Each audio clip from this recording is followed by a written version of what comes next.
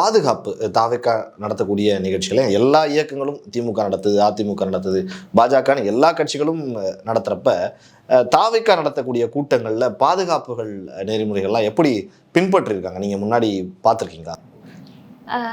இந்த குறிப்பிட்ட கரூர் சம்பவத்தில் கிட்டத்தட்ட 10,000 பேர் வருவாங்க அப்படிங்கிற ஒரு டேட்டாவை தான் கரூர் மாவட்ட செயலாளர் மதியழகன் கொடுத்துருக்காரு. தாவேக்காவோட 10,000 பேர் வருவாங்க அப்படின்னு கொடுத்துருக்காங்க. 500 போலீஸ் அலோகேட் பண்ணியிருக்காங்க. அப்படியே வந்தது 27,000 பேர். அப்படியே 27,000 பேர் அப்படின்னு போட்டால் கூட 40 பேர்த்துக்கும் ஒரு காவலர் அப்படிங்கிற விகிதத்தில் பிரிச்சிருக்காங்க. போதுமான அளவு போலீஸ் போட்டிருக்காங்க, காவலர்கள் இருந்திருக்காங்க. அதையும் தாண்டி அங்கே வந்த மக்களுக்கு பேசிக்காக தேவைப்படுற தண்ணி, நீங்கள் சாப்பாடு உணவு கொடுக்கலன்னா கூட அப்போ தேவைப்படுற இந்த பிஸ்கெட்ஸ் அந்த மாதிரி கொடுத்துருந்தா கூட அவங்க ஓரளவுக்கு அங்கே காலையிலேருந்து நிற்கிறவங்க கண்டிப்பாக டீஹைட்ரேட் ஆகிருப்பாங்க வெயிலே நிற்கிறதுனால. சாயங்காலம் வரைக்கும் ஒரு வேளை அவங்களால அதை நின்றுருக்க முடியும் அப்படிங்கிறதான். இது எல்லாமுமா காவலர்கள் பார்க்க முடியும். இதெல்லாம் அந்த நிர்வாகிகள் பார்க்க வேண்டிய வேலை. இன்ஃபேக்ட் காவலர்களோட விதிமுறைகளில் கொடுத்துருக்காங்க, இந்த மாதிரியான தேவைகள் எல்லாமே அந்தந்த மாவட்ட நிர்வாகிகள் பார்த்துக்கணும் அப்படின்னு சொல்லி. அப்புறம் எதுக்கு என்னோட கேள்வி என்னன்னா, அப்புறம் எதுக்கு தாவேக்கா தலைவர் திரு விஜய் அவர்கள் ஒரு பட்டியல் வெளியிடுறாரு? கரூர் மாவட்டத்துக்கு நான் 10 பொறுப்பாளர்கள் போடுறேன், மறுபடியும் நாமக்கல் மாவட்டத்துக்கு நான் இன்னொரு 10 பொறுப்பாளர்கள் போடுறேன், இவங்க எல்லாத்தையும் ஒருங்கிணைச்சுப்பாங்க அப்படின்னு போடுறாரு. என்ன பண்ணிட்டு இருந்தாங்க அவங்க 10 பேர்? அவங்க 10 பேர் அவங்களுக்கு கீழே ஒரு 20-30 பேர்த்த போட்டு அங்க வேலை செய்யணும் இல்லையா? மக்களை ஒழுங்கா ஆர்கனைஸ் பண்ண வேண்டியதான் அவங்கள போட்டிருக்காங்க. என்ன பண்ணிட்டு இருக்காங்க? அப்போ ஊரை ஏமாத்துறதுக்காக ஒரு 10 பேரை நானும் போடுறேன் அப்படின்னு தானே திரு விஜய் அவர்கள் பண்ணிட்டு இருக்காரு. செந்தில் பாலாஜி அண்ணா அவர்கள் இன்னைக்கு கொடுத்த பேட்டியில கூட சொல்லியிருந்தாரு, அங்க செருப்புகள் அதிகம், அதாவது வந்த கூட்டத்துல தள்ளிக்கிட்டு இருந்தவங்களோட செருப்புகள் கூட அதிகம் இருந்தது, ஒரு வாட்டர் பாட்டில் கூட இல்லை அப்படிங்கிற மாதிரி ஒரு கருத்து வச்சிருந்தாரு. ஒரு வாட்டர் பாட்டில் கூட இல்லை அப்படிங்கும்போது யாருக்குமே அங்க தண்ணி கிடைக்கல அப்படிங்கிறத ஒண்ணு. ஏன்னா கண்டிப்பா செந்தில் பாலாஜி அண்ணா சொன்ன மாதிரி குடிச்சிருந்தா அந்த வாட்டர் பாட்டில் எம்டி வாட்டர் பாட்டில கீழே தான் டிஸ்போஸ் பண்ணியிருப்பாங்க. அப்போ அந்த சுற்றி இருக்கிற ஏரியாவில் கண்டிப்பாக எங்கேயாவது ஒரு 2-3 வாட்டர் பாட்டிலாவது கண்ணுக்கு தென்பட்டிருக்கும். ஆனால் இங்கே எதுவுமே இல்லை அப்படிங்கிறது தான் உண்மை. அப்போ தண்ணி இல்லாமல் காலைல 5 மணிலேருந்து குழந்தைங்களோட வந்து நின்றுட்டு இருக்காங்க. தண்ணி இல்லாமல் கிட்டத்தட்ட 7 மணி வரைக்கும் நிற்கிறாங்க அப்படிங்கும்போது அப்போ நிற்கிறவங்களை பார்த்தா இவருக்கு தாவேக்கா தலைவர் திரு விஜய் அவர்களுக்கு பைத்தியக்காரங்க மாதிரி தெரியுதா அப்படிங்கிறது தான் என்னோட கேள்வி. என்னை பார்க்க வந்திருக்காங்க, அவங்க எங்கே வேணா நிற்கட்டும், இதில் வேற வீடியோ வெளியிடுறாரு, எனக்கு அதுதான் ரொம்ப வழியாக இருந்தது, நான் இது வரைக்கும் இந்த மாதிரியான ஒரு வழியை வந்துட்டு பார்த்ததே கிடையாது அப்படின்னு சொல்றாரு. ஆனா எனக்கு தெரிஞ்சு வந்துட்டு தலைவா படம் ரிலீஸ் டைம்ல ஜெயலலிதா அம்மா அவர்கள் அதை ஹோல்ட் பண்ணி வச்ச போது அப்படி கை வச்சு ஒரு வீடியோ வெளியிட்டு இருந்திருப்பாரு. அதுதான் அவர் பார்த்த ஒரு மிகப்பெரிய பெயினா இருக்கும். அவருக்கு அவரோட படம் ரிலீஸ் ஆகணும், அவரோட ஃபினான்ஷியல் ஸ்டேட்டஸ் ப்ராப்பரா இருக்கணும் அப்படிங்கிறது ஒரு கவலையை தவிர யார் இறந்து போனா எனக்கு என்ன. ஒருவேளை அவர் படம் ஏதாவது நிறுத்தி வைக்கப்பட்டிருந்ததுன்னா உடனே அவசரமா வீட்டுல நீலாங்கரை வீட்டுல எல்லாம் இருக்க மாட்டாரு, 30 மணி நேரம் கிளம்பி வந்துட்டு என்ன இனிஷியேட்டிவ் எடுக்கணுமோ போயிருந்திருப்பாரு. இது உயிர் தானே, அவரை பார்க்க வந்தவங்க பைத்தியக்காரங்க, போனா என்ன போலனா என்ன, அந்த மாதிரி ஒரு அரசியலா பாக்குறப்ப கூட்டணிகள் குறித்தெல்லாம் நம்ம பேசுறப்ப விஜய் அவர்களை ரொம்ப நாளாவே பின்னாடி இருந்து பாஜக இயக்குகிறது, பிஜேபி பின்னாடி இருக்கு அப்படின்னு ஒரு குற்றச்சாட்டை வச்சுக்கிட்டே இருந்தாங்க. இன்னைக்கு பாஜக ஒரு குழு போடுது கரூர் சம்பவத்தை விசாரிக்க. அண்ணாமலை அவர்கள் வந்து பேசுறாரு, எடப்பாடி பழனிசாமி அவர்கள் வந்து பேசுறாரு. இவங்க எல்லாம் ஒரு பக்கம் விஜய் அவர்கள் பக்கம் நிற்கிறது அப்படிங்கிறது பின்னாடி ஒரு அரசியல் இருக்கு அப்படின்னுங்கிறது உறுதியாக தான் நினைக்கிறேன். நிச்சயமா அண்ணாமலை அவர்களாகட்டும் எடப்பாடி அவர்களாகட்டும் 2 பேருமே சொல்லி வச்ச மாதிரி விஜய்க்கு சப்போர்ட் பண்றது அப்படின்னா மக்கள் மத்தியிலிருந்தே விஜய்க்கு நிறைய எதிர்ப்புகள் வந்துட்டு இருக்கு. இப்போ நான் வரும்போது கூட சோசியல் மீடியாவில் ஒரு இளம் பெண் வந்துட்டு எப்படி ஸ்டாண்ட் வித் விஜய்னு ஒரு ஹேஷ்டாக போட்டுட்டு இருக்கீங்க, இதெல்லாம் உங்களுக்கே மனசாட்சிக்கு விரோதமா படலை அப்படின்னு ஒரு வீடியோ போட்டிருந்தாங்க. அப்படி மக்கள் மத்தியிலிருந்தே வந்துட்டு திரு விஜய் அவர்கள் மேலே தான் தப்பு அப்படின்னு சொல்லும்போது இவ்வளவு, அதாவது எடப்பாடி அவர்கள்லாம் கிட்டத்தட்ட எத்தனை ஆண்டுகளா அரசியல்ல இருக்காரு அப்படிங்கிறது நமக்கு தெரியும். அப்படி இருக்கிற ஒரு அப்படி இருக்கிற ஒரு அரசியல்வாதியே வந்துட்டு ஒரு புரிதல் இல்லாம அது ஆளும் அரசு தான் பண்ணுச்சு அப்படிங்கிற எந்தவித எவிடன்ஸும் இல்லாம ஒரு ஃபால்ஸ் அலிகேஷன் வைக்கிறாரு. அப்படி இருக்கும்போது வந்துட்டு இவங்க கண்டிப்பா ஒரு பேக் ஸ்கிரீன் ஆஃப் டிவிக்கே பாஜகவோட ஒரு பேக் ஸ்கிரீன் அப்படிங்கிறது அப்பட்டமா தெரியுது தானே.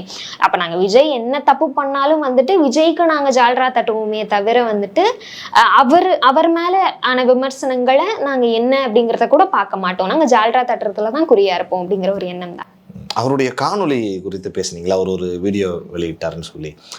அதை பார்க்குறப்ப கூட சில பேர் இது வந்து எப்படி இதை பார்த்தா ஒரு உணர்வா இல்லை, ஒரு மன்னிப்பு கேட்குற மாதிரியே இல்லையே, சில விஷயங்கள்லாம் மிஸ் ஆயிருக்கே அப்படின்னு சொல்கிறாங்க. உங்களுக்கு எப்படி தோணுது அந்த காணொலி பார்க்குறாங்க? எனக்கு கடைசியா அவர் முடிக்கும்போது என்ன பழி வாங்குற மாதிரி தான் என்னை மட்டும் பழி வாங்குங்க, என் தொண்டர்கள் மேலேயோ தோழர்கள் மேலேயோ கை வைக்கிற வேலை வச்சுக்காதீங்க அப்படிங்கிற ஒரு ஸ்டேட்மெண்ட் சொல்லியிருந்தாரு. இது எப்படின்னு தெரியல, தாவேக்கால இருக்கிற தலைவரும் ஆகட்டும் நிர்வாகியும் ஆகட்டும் இளைஞர்களை வைலன்ஸ்க்கு இனிஷியேட் பண்ற மாதிரியான ட்விட்டை போட்டு டெலிட் பண்ணுவாங்க. இவர் வந்துட்டு ஒரு வீடியோ பேசுவாரு. என்னோட கேள்வி என்னன்னா, இவ்வளவான ஒரு ஸ்கிரிப்ட் ப்ரிப்பேர் பண்ணி மனப்பாடம் பண்ணி பேசுறதுக்கு ஒரு 30 மினிட்ஸ் ஆகுது. ஒருவேளை அது உண்மையா அவர் பேசியிருந்தாரு அப்படின்னா, திருச்சி ஏர்போர்ட்ல அத்தனை ப்ரெஸ் பீப்புள் கேட்குறாங்க, 30 பேர் உயிரிழந்திருக்காங்க, அதுக்கு என்ன சார் உங்க சைடு இருந்து என்ன பதில் நீங்க கொடுக்குறீங்க, இப்போ நின்று சொல்லிட்டு போகலாம் இல்லையா? நான் இப்போ அரசு மருத்துவமனைக்கு போனாலோ இல்லை அந்த பாதிக்கப்பட்டவங்களை நான் சந்திச்சாலும் அங்கே வந்துட்டு லா அண்ட் ஆர்டர் ஏதாவது ஒரு வகையில் வந்துட்டு அது வைலேட் ஆகும். அங்கே யாராவது வந்துட்டு என் மேலே அடிக்கலாம், இல்லை ஏதாவது ஒரு ஆபத்தான நிலை என்னால் அங்கே உருவாகும். அதனால நான் அங்கே போல மறுபடியும் என் மக்களை சந்திக்கிறதுக்காக நான் வருவேன், என்னவோ அதுக்கான இனிஷியேட்டிவ் எடுத்துட்டு நான் வருவேன் அப்படிங்கிறதையாவது சொல்லிட்டு போயிருந்திருக்கணும். எதுவுமே சொல்லலை. அவர் பாட்டுக்கு காதலையோ விழாத மாதிரி போறாரு. அப்படி இருக்கிறவர் எப்படி வந்துட்டு அதான் ப்ராப்பராக நாங்கள் இது வரைக்கும் நான் நிறைய இன்டர்வியூவில் சொல்லியிருப்பேன், ஸ்கிரிப்டை ப்ரிப்பேர் பண்ணி மனப்பாடம் பண்ணி பேசுவார் அப்படின்னு. இது அப்பட்டமா தெரியுதானே, ஸ்கிரிப்டை ப்ரிப்பேர் பண்ணி மனப்பாடம் பண்ணி பேசியிருக்காரு. அதுக்குதான் அவருக்கு அந்த 30 மணி நேரம் நீலாங்கரை வீட்டுக்குள்ள வெளியிலேயே வராம ப்ரிப்பேர் பண்ணதுக்கு எடுத்த டைம். அதே மாதிரி அந்த காணொலியில் முதல்வர் திரு ஸ்டாலின் அவர்கள் குறித்து கூட பேசியிருந்தார். சிஎம் சார், நான் அலுவலகத்தில் தான் இருப்பேன், என்னோட வீட்டில் தான் இருப்பேன், முடிஞ்சால் என்னை வந்து கைது பண்ணி பாருங்க அப்படிங்கிற மாதிரி தான் சொல்கிறார். என்ன வேணால் என்ன பண்ணி பாருங்க அப்படிங்கிற மாதிரி தான் அதனுடைய துணி இருந்தது. அதை நீங்கள் எப்படி பார்க்குறீங்க? அதான் நானும் அந்த காணொலியில் இந்த ஒரு வார்த்தையை பார்த்தேன். நீலாங்கரை வீட்டில் தான் இருப்பேன், இல்லாட்டி என் ஆஃபீஸில் இருப்பேன், நீங்கள் முடிஞ்சால் என்ன வந்து கைது பண்ணிக்கோங்க அப்படின்னு சொல்லியிருந்தார். நீலாங்கரை வீட்டில் தான், அதை தான் நாங்களும் சொல்கிறோம். நீலாங்கரை வீட்லேயே இருக்கீங்களே, ஆஃபீஸ்லேயே இருக்கீங்களே, ஏன் வந்துட்டு கரூர் மக்களை சந்திக்க வர மாட்டேங்கிறீங்க அப்படிங்கிறது தான் எங்களோட கேள்வி. நிஜமாவே இவர் ஒரு தலைவராக இருந்தா என்ன இதுவும் சொல்லிட்டு இருப்பாரு, முதல்வர்னு சொல்லிட்டு, மக்களின் முதல்வர், ஆமாம் அப்படின்னு சொல்லிட்டு இருக்கிறவர் நிஜமாவே மக்களோட மக்களுக்கான தலைவராக இருந்திருந்தா நிச்சயமா களத்துக்கு போய் கரூர்ல யார் யார் பாதிக்கப்பட்டிருந்தாங்களோ அவங்க ஒவ்வொருத்தங்களையும் சந்திச்சு அவங்களுக்கு என்ன தேவையோ அதை பார்த்து, அவங்க எதிர்பார்க்கறது விஜயை பார்க்க வந்தவங்க, அவங்களுக்கு விஜய் போய் அவங்க கூட களத்துல நின்னாலே அது பெரிய விஷயமா இருக்கும். அப்படி அங்க யாராவது ஏதாவது ஒரு குடும்பத்தினர் அவரை அடிச்சாலோ இல்லை ஏதாவது வார்த்தைகளால கேட்டாலோ அவர் அதை வாங்கிக்கணும். ஏன்னா அவரை பார்க்க வந்துதான் ஒரு குடும்பம் ஒரு உயிரை இழந்திருக்காங்க. அப்படி பார்த்துட்டு அங்க நின்றுட்டு காவலர்கள் கிட்ட என்ன நீங்க அரெஸ்ட் பண்ணுங்க, நான் தான் இதுக்கு காரணம் அப்படின்னு சொல்லியிருந்தாருன்னா அவர் மிகச்சிறந்த தலைவர். ஆனா மாண்புமிகு முதல்வர் அவர்கள் போட்ட காணொலி நம்ம பார்த்திருப்போம். இதை அரசியல் ஆக்காதீங்க அப்படின்னு தெளிவா சொல்லியிருப்பாரு. விஜய் அவர்கள் இதை அவர் தான் அரசியல் ஆக்குறாரு அப்படிங்கிறது தான் என்னோட கருத்து. விஜய் அவர்கள் இது மூலியமா, அதாவது இந்த 41 உயிர்கள் இழந்ததை ஒரு அரசியலாக்கி அதனால ஆதாயம் தேடிக்கிறாரு அப்படிங்கிறது அது ரொம்ப அப்பட்டமா தெரியுது இல்லையா, இதை ஒரு அரசியல் ஆக்குறாரு அப்படிங்கிறது. விஜய் அவர்களுடைய தொண்டர்களுக்கு இன்னமும் நீங்கள் வாங்கன்னா திரும்பி வருவீங்க, நாங்கள் உங்கள் பின்னாடி நிற்கிறோம், நீங்கள் தைரியமாக வாங்க அப்படின்னு சொல்லி பதிவு போட்டுட்ருக்காங்கல்ல, அந்த தொண்டர்களுக்கு நீங்கள் என்ன சொல்ல விரும்புகிறீங்க? என்ன நடக்குது அப்படின்னு கூட தெரியாம பிளைண்டா சப்போர்ட் பண்ணிட்டு இருக்காங்க அப்படிங்கறதான் வந்துட்டு, ஒருவேளை இந்த மாதிரியான ஆட்கள் இருக்கிறதுனாலயோ என்னவோ, விஜய் அவர்கள் மாதிரியான மனிதனே இல்லாத ஆட்கள்லாம், மனிதநேயம் கொஞ்சம் கூட இல்லாத ஆட்கள்லாம் வந்துட்டு நானும் கட்சி தொடங்குறேன், நானும் ஒரு தலைவர்னு கிளம்புறதுக்கு இந்த மாதிரி அரசியல் புரிதல் இல்லாத பல நபர்கள்னாலதான் இது நடந்திருக்கோ அப்படிங்கிறதான். ஒருவேளை இவருக்கு நம்ம என்ன பண்ணாலும் இந்த தொண்டர்கள் நமக்காக நிற்பாங்க அப்படிங்கிற ஒரு மனநிலை இருக்கிறதுனால தானே இந்த 41 உயிர்களை இழந்திருக்கும். அதனாலதான் அவர் தாமதமா வந்திருக்காரு, தண்ணி ப்ராப்பரா ப்ரொவைட் பண்ணலாம். அப்ப அங்க என்ன அசம்பாவிதம் நடந்தாலும் இவனுங்க நமக்கு சப்போர்ட் பண்ணுவானுங்க, ஹேஷ்டாக் ட்ரெண்ட் பண்ணுவானுங்க, நம்ம வீட்டுக்குள்ள ஜாலியா இருந்தா போதும் அப்படிங்கிற மனநிலை தானே.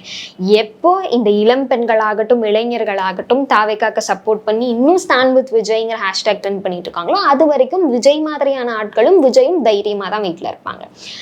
அரசியல் புரிதல் வரணும் அப்படிங்கிறதுக்காக தான் ஒவ்வொருத்தங்களும் என்ன மாதிரி நிறைய பெண்கள் நான் 2-3 நாளைக்கு முன்னாடி பார்த்தா நிறைய காணொலிகள் வெளியிட்டு இருந்தாங்க.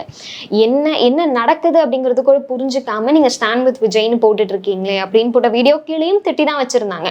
இந்த அளவுக்கு தான் உங்களுக்கு அரசியல் புரிதல் இருக்கு. ஒருவேளை 41 அந்த உயிர்கள் 41 உயிர்கள்ல ஏதாவது ஒரு உயிர் இவங்க வீட்டுல இருந்து போயிருந்தாலும் கமெண்ட் பண்ற அவருக்கு பாசிட்டிவா ஹேஷ்டாக் போடுற வீட்டுல இருந்து போயிருந்தா அவங்க அதை எப்படி எடுத்திருந்திருப்பாங்களா அப்படிங்கிறது கூட எனக்கு தெரியல. ஆனால் இது கண்டிப்பாக மாறணும். இளைஞர்களாகட்டும், இளம் பெண்களாகட்டும், அரசியல் என்ன நடந்தது, அரசியலையும் தாண்டி அங்கே உண்மையாக என்ன நடந்தது, யார் மேலே தப்பு அப்படிங்கிறத ரசிகர் மனப்பான்மையிலிருந்து வெளியில் வந்து யோசிக்கணும் அப்படிங்கிறது தான் என்னோட ஒரு எண்ணம். நிறைய விஷயங்கள் எங்களுக்காக இந்த கரூர் சம்பவம் தொடர்பாகும், அதில் எந்த மாதிரியான நிலைப்பாட்டில் சமகால அரசியலில் தொண்டர்கள் இருக்கிறாங்க அப்படின்னு எங்களுக்கு நிறைய தகவல் எங்களோடு பகிர்ந்து கொண்டீர்கள். உங்களுக்கு என்னுடைய மனமார்ந்த நன்றிகள். நன்றி.